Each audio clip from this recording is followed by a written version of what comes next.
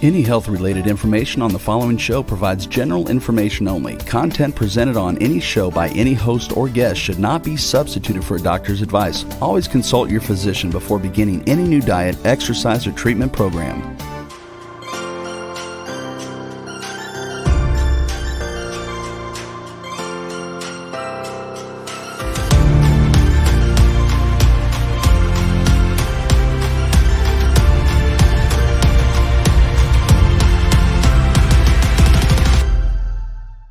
Hey everybody, welcome back to the Namaste Wellness Show, where we talk about all things holistic health for the mind, body, and spirit, for people and pets with a touch of cultural soul. My name is Laura. Thank you so much for joining me today. Today I have a very special guest, Ginger Wiechers. She is a life coach and a spiritual coach, and she's also the owner and executive director of SOUL, which stands for Source of Universal Love, which is a nonprofit organization. Thank you for being here. Welcome. Thank you so much for the opportunity. My pleasure. Okay, so tell us a little bit about what you do as a spiritual coach, a spiritual counselor. Or first, tell us a little bit about your background, how you got started. And I think I would say that my entire life has been about service to others. okay. And it's been a calling on my life. That's the only way I would be able to describe it, right? Okay. And so over time, I found myself in positions to help others. Okay. You know, at one point, my mother and I owned a coffee house in West Bloomfield many years ago. Oh, okay. And so people from the nearby areas, because it was in West Bloomfield, people from Pontiac and everywhere would come in and they would be asking for food. And so we would give them food. And then after a while, and people always ask me, how do people find you? And the truth is, people in need tell other people in need. So these were people that were hungry that were coming to the coffee shop? Some of them were homeless, some of them. Yeah. And you don't think about that necessarily in West Bloomfield. Right. Yeah. But you know, I personally am a very faithful person, and I believe that God shows them the way to your doorstep. Right. So I think they would have found me if I was in Beverly Hills on Rodeo Drive. Okay. You know, but Yeah. whatever it is, they found their way, and then the need became greater and greater. And my mom and I looked at each other and were like, okay, you know, how can we continue to help? Because then they would be like, we're cold and we need jackets, and you know, different things. And so I went up north for a weekend. And I walked on the beach by myself, and I prayed and I asked God, for help. What are you asking of me? How am I meant to serve here? Because there's a growing need. And I heard in my head the word soul. Oh, okay. And I said, soul. Well, at the time I was focused in food. I'm like, soul food? Okay. You know, Right. I'm not sure that's it. And then the word source of universal love came to me. And I was like, oh, okay. Oh. So I also do real estate. So I went to my real estate attorney the following Monday, and he's like, how was your weekend? And I said, well, do you really want to know? And he said, sure, of course. So I told him, and I said, I think it's meant to be a nonprofit. Okay. And it happened. And because we had done business together, I never realized the scope of his charitable endeavors. Oh, he was one of the founders of Gleaners, and he had a list of amazing accomplishments, and you had no idea. Wow. And he was so humble and would never say anything like where the focus and attention was on himself. So again, for me, it was God positioning him in my life for a time such as that.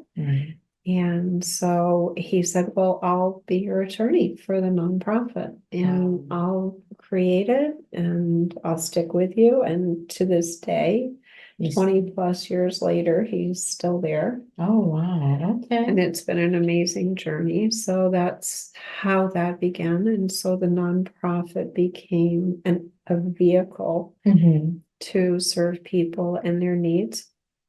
And that's everything from food to household items, clothing, furniture. We've had the privilege of serving Vietnam vets and, just a lot of people. So if they come to us, we try to find avenues and ways to help, resources. even Okay. if they're beyond our scope. We're very happy.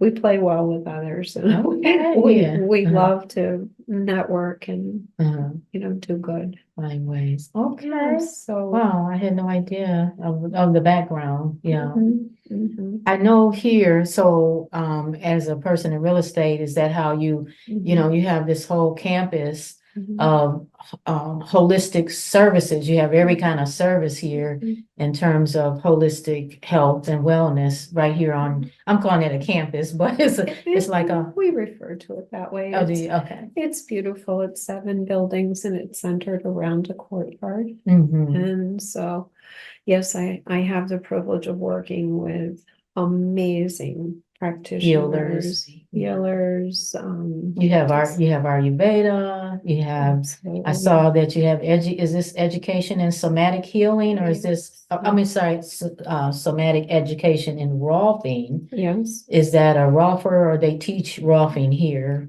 He performs it. He performs it, okay. So yes, that we have 2 chiropractors, we have 2 hypnotherapists, we have massage therapists, we have Reiki, pretty comprehensive list. Yeah, like I call it a mecca of holistic healing right here. Yeah.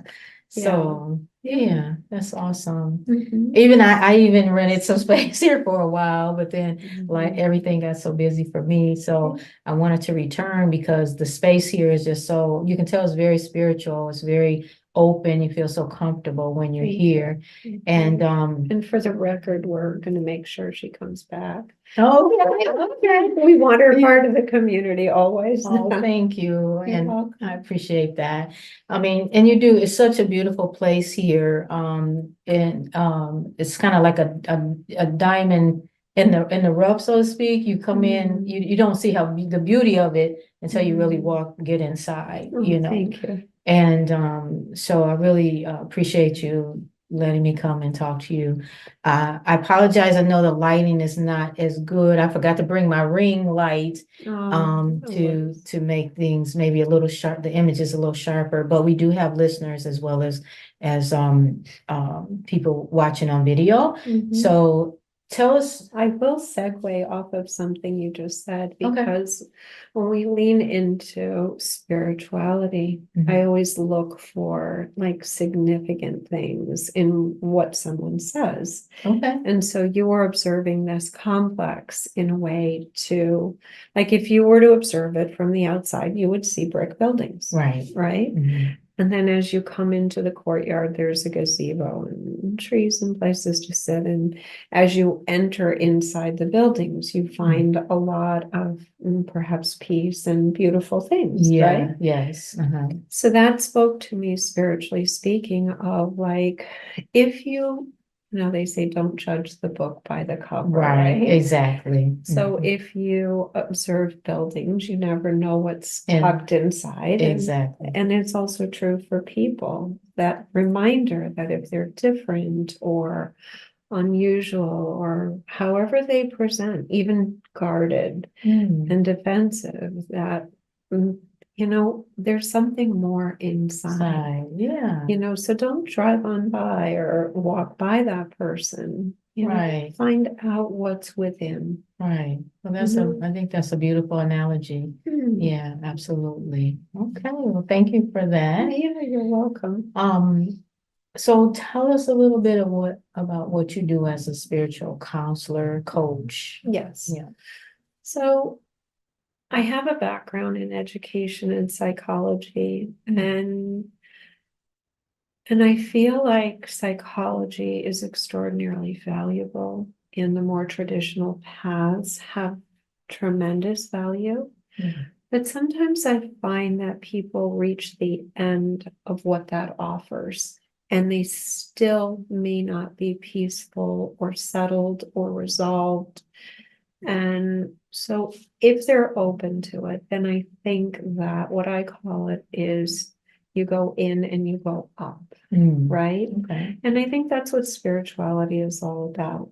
Going inward and to elevate. Absolutely. And if you relate to God, which I said I do, Mhm. then it's connecting with God or the universe or the higher power, whatever your belief and whatever your truth is. Right. And I think that you transcend the physical in that way, and you access new ways of healing Mhm. and reframing things to be able to find your way to what I call personal freedom and liberation Yeah. from the bondage of the physicality. And so I guess when you say bondage of physicality, there's Mhm. also an emotional bondage that some people, or a Absolutely. mental bondage, Correct. because we make up, we're mind, body, spirit, all of it. So there could be spiritual bondage, there could be emotional bondage, there could be physical bondage, Mhm. And etc.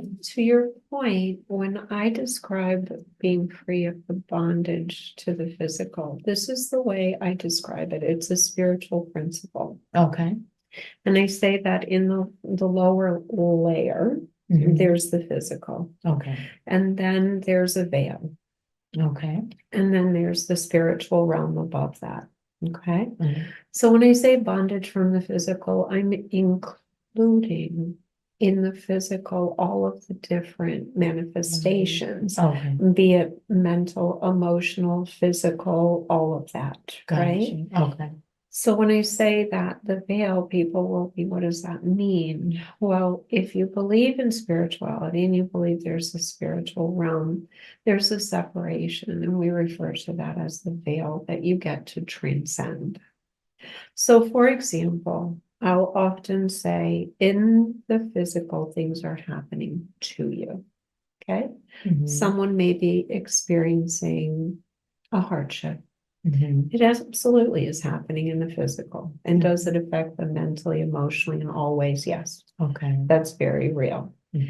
But if you can transcend and you go to the spiritual, the question we then ask is, why is it happening for you?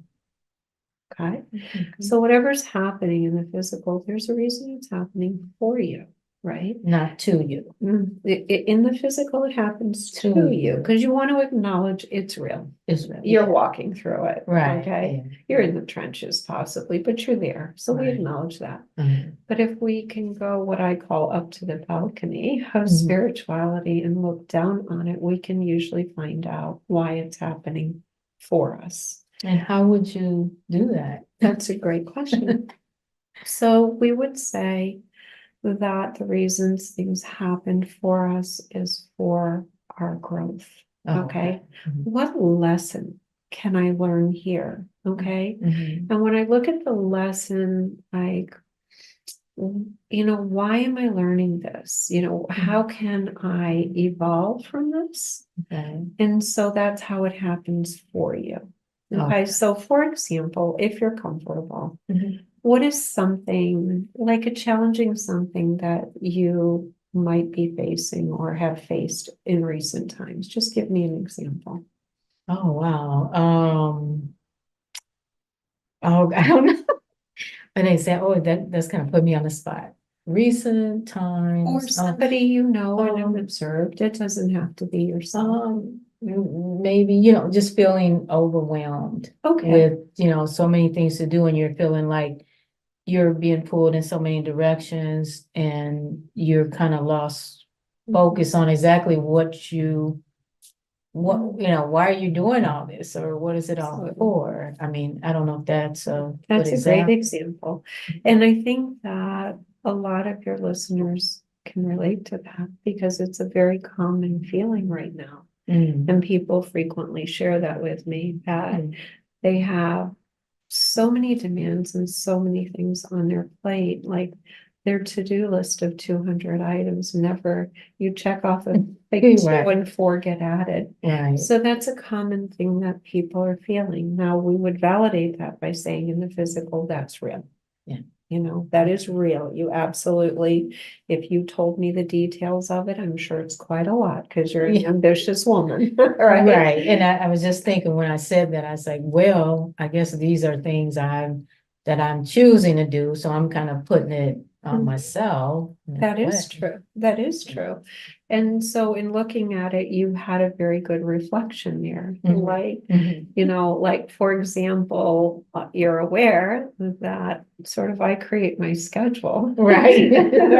Therefore, this is happening to me, and it's a self-creation. Right. And the powerful piece of that is Mhm. understanding that you're not a victim of being overwhelmed. Mhm. You, in fact, recognize that you create the schedule of your life. Right. Therefore, you have control over it, Right. which takes you out of the overwhelmed into a place of empowerment. Oh, I Right? like that. So Yeah. if you're empowered and you go, well, actually, I create my schedule Uh-huh. or design my life, Right. then I can alter it. But what about the people that say, oh, it's not that easy?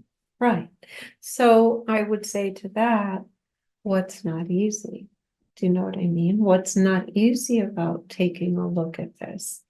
Because you have, it's kind of like you've opened a can of worms. You put so many things out there and Mhm. they become, it feels like it becomes a little out of control. Okay. And You have too many irons in the fire, as they say. absolutely. And I refer to that as the snow globe, you Okay. know, Mhm. and you know, you shake it and then all those little Yeah. lovely snowflakes and particles are Right. like flying around. Right, And you right. feel like, oh Lord, could they just all land? But they're not. Mhm. And so in that place, Yeah. it's uncomfortable. Right. So to answer your question, for me, what I find is, you know, sometimes people think about spirituality as like out there, like, ooh, you know, Mhm. and, you know, I think it's not. I think it's very real, but I also find that blended with, a lot of practical, grounded Mm. wisdom and insight is a very nice blend. So if someone shared that with me, I would get out paper and I would say, Mm. let's write them down. Okay. Okay. Yeah. Then once we identify them, Mhm. we would then prioritize. Okay. Well, we might look at a few that might just need to be let go because sometimes we take on responsibilities Mhm. that we perceive we need to, when in fact, I call that it's not in our lane and we need to get back into our lane, right? Right. So sometimes we don't have to take those on. And when we do the inventory, we may find that there are simply things that we need to release. Okay. Right. But other things that remain, which can be a lot as well, Mhm. we write them down, we prioritize them. Right. Because once we prioritize them, then there's some semblance of order. And again, we have a feeling of control over it, Mhm. right? Mhm. And when we have control, then we're not going to feel as overwhelmed. Right. So sometimes creating the plan for it really is what it needs. Or taking that practical step.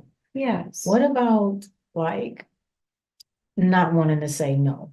Mhm. You know, if, for example, if someone that you love, they, you want to, it's like you don't want to say no because well, it could be, you don't want to say no because you don't want someone to be mad at you. You don't want to say no because you feel obligated. Right. I think that we're in in the midst of that in our society too. We just feel like we're obligated to do these things because this is something we've always done, or Right. someone expects us to do this, and we don't want to hurt. We'd rather hurt our feelings than hurt someone else's feelings. Absolutely. That, falls a little bit under the people pleaser category. Mhm. A lot of us are wired that way. Some are not, but Yeah, many are. And Yeah. to those that are, it can become quite draining yeah, and a very heavy burden. right, Okay. yeah, The first thing you would do is look at and understand, how did you arrive there? Like, what was the messaging? You know, did you have a demanding mother or father that maybe was very hard to please and you wanted the love? Okay. yeah, So first you understand where it comes from, if you can. And then that in and of itself is never enough. Okay, Mm. good, you know where it came from. How do I deal with the burden that I'm carrying, right? Right. That's when I say you go in and you go inside and you, again, I think it would be very practical Mhm. to identify by writing it down, Mm. like what the relationship is, what do you feel obliged Right, to? yeah, And then the going in piece of it, is it mine to carry, right? Mhm. Is this something that's truly in alignment with me? Is it my conditioning yeah, or is it my truth, right? right, If you find you're doing something for someone out of a sense of obligation or fear of rejection or whatever, right, then I think you need to say to yourself Mhm. that you have a right and you have a choice. And again, if it's not in alignment with you, that's okay. So you're saying if it's in alignment with you, because I know some people that I love very much and I admire them because they're, they do things because they want to do it Correct, and they're not going to be manipulated, right. not to do it. And I admire that. But I know I found that I feel bad if um, But why do you feel that? yeah, For example, what is the reason you feel bad? And they give themselves permission, right? I think it's a difference in personality. Mhm. For example, I had a good friend in college. I loved her so much. Her name was Nevia. She passed on, a few years ago. But Nevia could say whatever she wanted to say. And I know people like that. Yes. They can say whatever they want to say, and it seems like people love them or it's fine, even though if they say things offensive. You know what I'm saying? There are people that it seems like they can say whatever they want to say. And people, love them and it's okay. There's no problem. But if you speak your mind and it seems, it's like if you another person, maybe myself, that I might have a difference of opinion and I speak up about it, then I feel like I'm gonna be criticized because I'm not seen as that type of person. Right. So what I would say to that is having the privilege and pleasure of knowing you, Mhm. okay? If you said what you had to say, Mhm. okay, truth, Sure, okay, yeah. but did it with love and kindness, right? Then Okay. you're still that person that you are because you are love and kindness. Oh, thank you. It's the truth. But again, I think that, and I've been having a lot of conversations with people lately about people for a lot of reasons being afraid to speak the truth. Right. Not wanting to hurt someone's feeling, afraid of reaction, all of that. Yeah. And yet I say to them that in those places where you shrink away from the truth and you don't speak it, you create separation in the relationship, That right? makes sense, yeah. And at some point, the gap becomes so great that you can't even reside in that relationship yeah. any longer, right? Right. So how is that helpful and how is that serving? Right. It's not. So when we give ourselves permission and we understand that speaking our truth is probably one of the greatest gifts we can offer, Yeah. I and think we so. know that it's a personal requirement to be in alignment with ourselves. And like I said, the key for me is always in love and kindness. Right. But if you do that, then the relationship becomes real. They become uncomfortable, Right. Right. Yeah. depending on how they receive it. Right. But I think for me, when I go back always to the inside job, it's like, am I in alignment with myself? Right. I think that is the key. That if you are in alignment with yourself or in alignment, as I say, with God or source, Yeah. then, and you're speaking the truth, then people will accept you. But if you're trying to just appease people, that doesn't work. Well, and they're also not getting the most authentic version This is true. of who you are. Yeah. Because if you have to shrink, Mhm.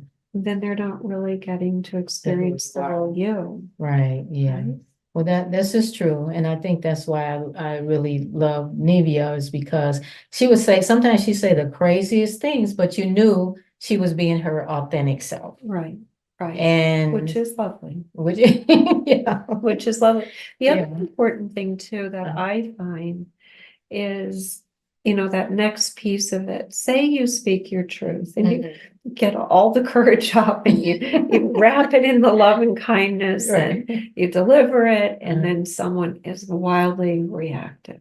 Right. Yeah. And then you want to shrink back into like, this is evidence that this is not safe to do this. Right. I'm going to keep this to myself, right? Exactly. So, But the truth of the matter is, another principle in spirituality is take nothing personally, right? That's a good one. Right, which I This love is the true. 4 agreements, and Don Miguel Ruiz talks about one of the 4 agreements is take nothing personally. Okay. So I basically, have that little teeny book, those little books you can Yeah. buy at the bookstore, and I haven't opened it up. But it's a good one. okay. Speak impeccably. Like Uh-huh. there's just good things in that book, right? Okay. That's one of the principles. Okay. But what I would say to you is that piece, the practice is take nothing personally if they react, because it's not about you. Right. If you spoke truth, you said that with love and kindness, if that person is reactive, that's about them. That's about them. And sometimes we give people an opportunity to be reactive because that's something that they need to work on. That's true. That's something they need to heal. Right. Because how effective is being reactive to shut down people? It's not really their highest choice. Right. So in that moment, as long as you know it's not about you, it comes up for them to look at, are they getting their needs met by having that reaction? Well, if it happens enough, there might change. Yeah. And you could be facilitating the change just by being honest. That's true. Right? This is true. So you're doing it for you, but inadvertently you're also doing it for them. To help. Right. Yeah. Well, that's very interesting. One of my favorite authors, you're probably familiar with the law of attraction. Oh, yeah. And one of the things she always talks about is she says one person connected to their source or in alignment is more powerful than, and she said millions who are not connected. Right. So how do you feel about that? Well, I think that if you have one person connected to source, it's like putting the electric cord into the outlet. It's going to light up, right? But if you have a million people who have the cords out there and they're plugged into nothing, well, this is true. How are they going to manifest anything? Because they're not connected. Right. This is true. Well, that makes sense. It's kind of like as a Bible verse that says, it's like the blind leading the blind. So, we have so many, and I know we're in a group consciousness now. We're no longer in the age of Virgo or a Pisces. Now we're in the age of Aquarius, and so there's a lot of group consciousness going on. Yeah. But as you said, if you're not plugged in and you're in a group and the group's not plugged in, you're not going anywhere. Right. Right. So, no one's lighting up. No one's lighting up, right? No, there's no brightness there. Yeah. So I think that it makes sense that we really do.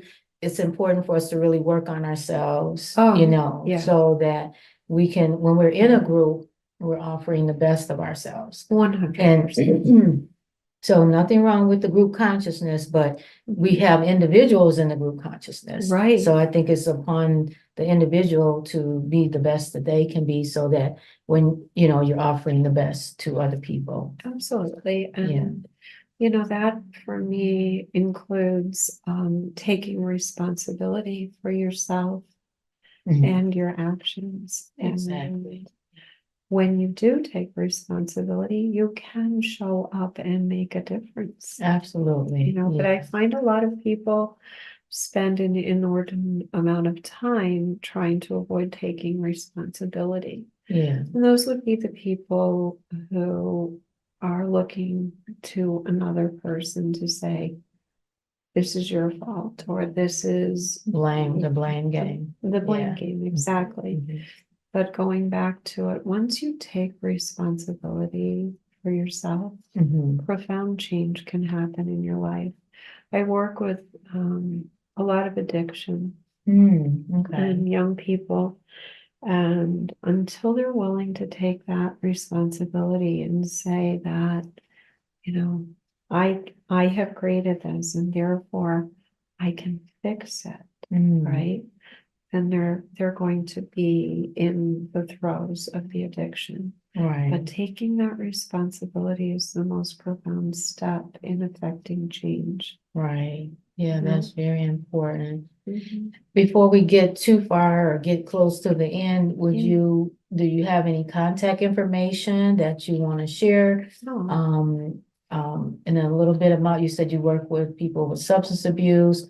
You work with all types of conditions. If you want to say a little bit more about that, if you have Oh, thank you. specialty Thank you. or contact information. Thank you. Mhm. I think the best thing, that I suggest to people, my voicemail is almost always full. Yes, it is. That's why I text you. So Yeah. it's true. Which is a good thing, right? It's a great thing. It can Uh-huh. be frustrating for others, but Right. if you text me, Uh-huh. that's the best way to reach me at 248-318-6691. That is my personal cell. And that's probably the best way. I do trust that, and I always have, that people who are meant to find their way to me will, Right. Yeah. and that's a good thing. It is my pleasure. I work with children. I work with people who are in addiction. I work with couples, pretty much anyone who's going through struggles. I think the most important thing that I hear often is from people who have experienced a lot of therapy over a long time. Really? Okay. And that traditional therapy. Right. And they haven't quite found what they're seeking. Okay. So if someone were in that situation and they're willing to go in and go up, or do the work or look deeper, and are looking for something more expansive in addition to the foundational pieces of traditional therapy, then that's probably where my area of personal excellence would lie. Okay. Now, do you take insurances or is cash? No. Oh, okay. Cash check, so, but thank you for asking. No insurance. Okay. Because you did mention you're a psychologist, or you have a background in psychology? I do. Okay. I do. Yeah. And you want to just say a little bit about the difference between coaching and therapy? Yes. And I mean, that's an individual approach on either side of the equation. But for me, I would say the specific difference is this. I will often recommend, like there's a book, The Highly Sensitive Person, which is one I often recommend. Okay.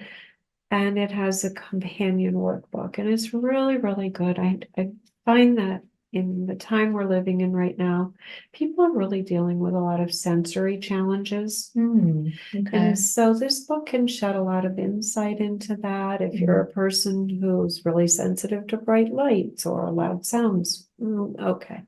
So that's a book I recommend. But what I'll do is if I sit with someone and I see that it will benefit, I'll say to them, my recommendation to you is this book. Go and get it. Okay. Go through it. We go through it together. You do the work, you bring it in, we can discuss it. Got it. Or, and then I'll watch and see how highly motivated they are to follow through on recommendations. Okay. So that will tell me like how ready they are to make progress. Oh, their stage, what stage level? In readiness. Yeah. So there's that. And so for me, I do, if a client wants it, I do give homework. Okay. Because I think if someone's really dedicated, well, you go and see someone for an hour and hopefully you take notes and you get what you can out of it. But then there could be a week or two in between. And if you really want to do the work, I can tell you many, many things you can be working on your own. Okay. That's not necessarily traditional therapy, but it's more of the life coaching. Okay.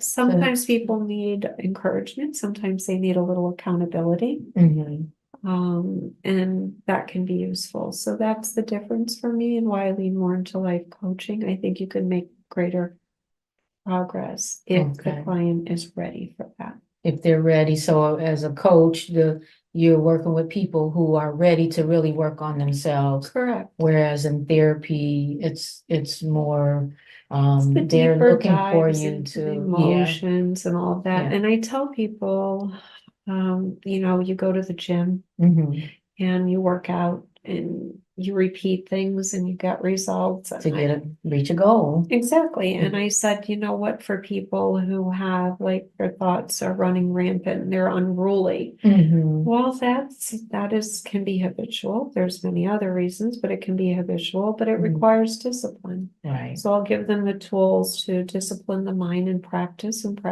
over and over, repetitions.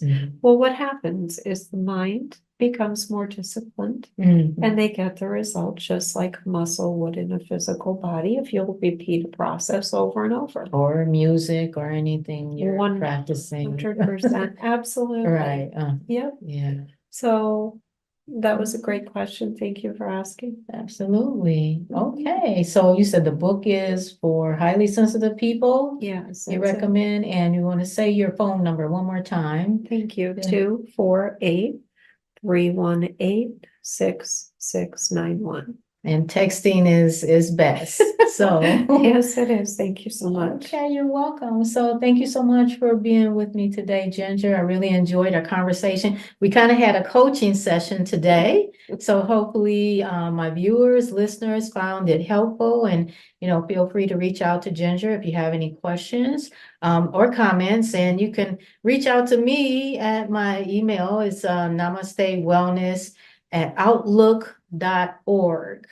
And till next time, thank you so much for being here. We'll tune in on Wednesdays at 11 a.m. for the show, w4hc.com, or if you missed the live show, wherever you watch your podcasts at, you can see the show again. So with that being said, thank you for being here. Namaste. Namaste. Thank you. You're welcome.